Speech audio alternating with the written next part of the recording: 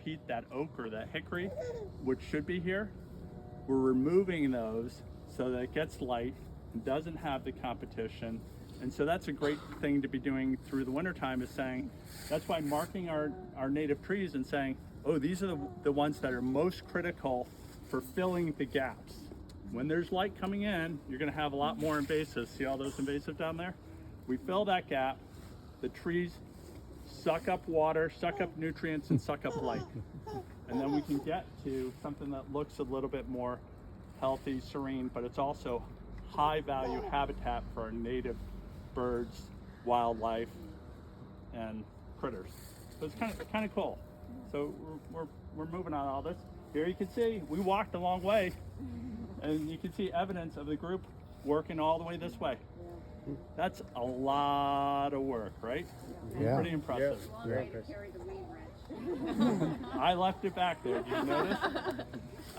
Chris, is autumn olive the same as Russian olive? Yeah, they're in the same family. One has a red berry, one has a orange berry, but they're relatively the same.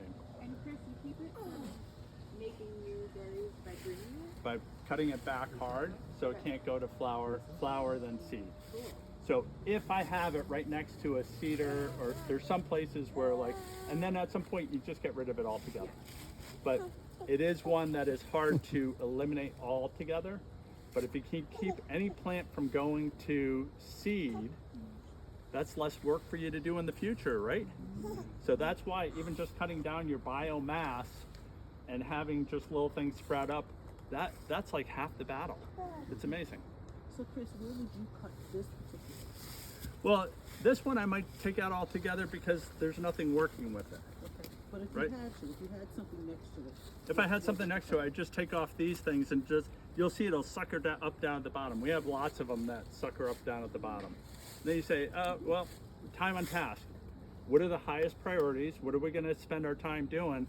We're not gonna spend a lot of time getting at something that's not gonna be problematic. We're gonna get as much of the big stuff out of the way that's gonna be seeds or things like that. Those are almost impossible to remove with a weed wrench too. I mean, they're just very difficult. Yeah, I mean, so just for my own information, if I came across a situation like that, Yeah. where would I cut it? So yeah, just cut it back to whatever's comfortable to cut it, and just keep cutting it so it doesn't go to flower. But it is providing nitrogen, and so there's no one. It's art and And science, they have right? tasty berries that are good on oatmeal. So Yeah. So a lot of this is art and science. So we have some knowledge, right? And we're sussing out. We're divining our forest. We're figuring it out. So it's kind of fun. What's the strategy